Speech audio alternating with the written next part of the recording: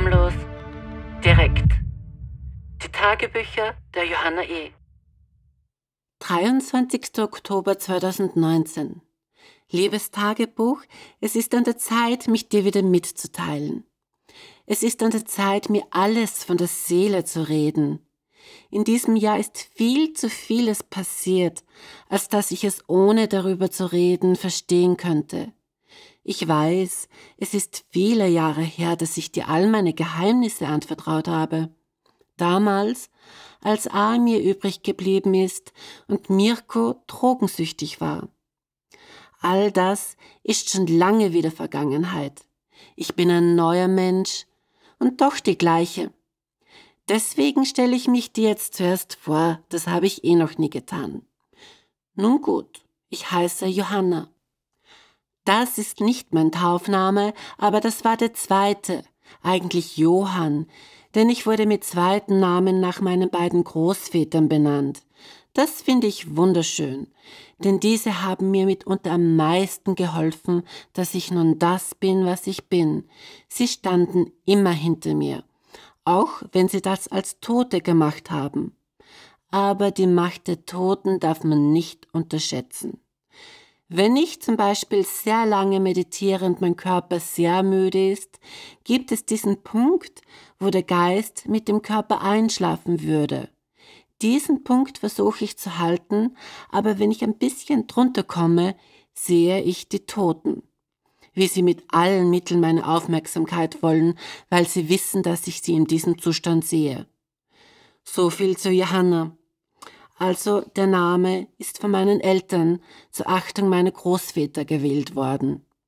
Und ich habe ihn mit deren Einverständnis in die weibliche Form gegeben. Johann hätte echt nicht mehr zu meinem Äußeren gepasst. Aber ich habe schon viele Namen gehabt. Irgendwie scheinen mir die Leute gerne Namen zu geben. Und ich meine damit nicht so Kosenamen wie Baby und Süße. Da gab es verschiedene Varianten meines eigentlichen Geburtsnamen, also den ersteren, nicht den zweiten. Dann gab es meinen muslimischen Namen, der noch immer sehr im Rennen ist. Den gab ich mir auch selbst, mit dem Einverständnis eines Imams, als ich in Marokko konvertierte. Dann gibt es den Namen, den mir das österreichische Gesetz aufzwang, dieses E. Dazu habe ich aber gar keinen Bezug. Und all diese Namen sagen nichts darüber aus, wer ich bin. Wer ich bin, ist aber auch sehr nebensächlich. Ich weiß es selbst nicht immer. Manchmal bin ich ein Konstrukt meiner Erfahrungen und Konditionierungen.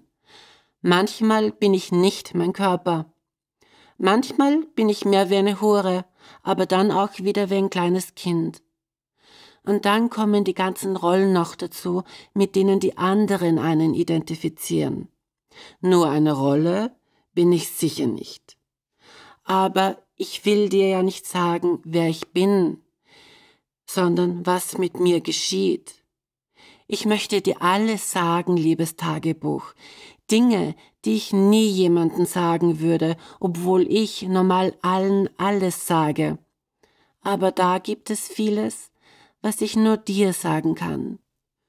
Um es mir selbst zu sagen, um es von mir wegzubekommen, denn seit einem Jahr bricht alles von mir weg.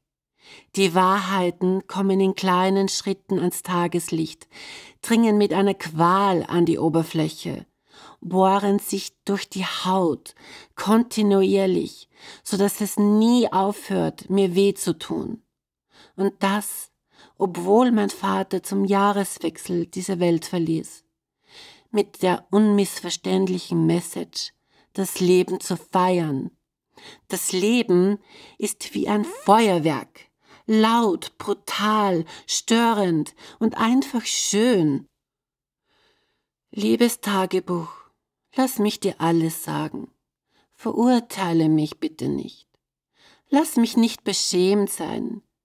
Nimm mich auf und gib mir den Schutz, um mich dir öffnen zu können. Ich will brutal ehrlich zu dir sein. Ich will die Wahrheit laut aus mir rausschreien. Dich mit den Geschichten meines Lebens verstören.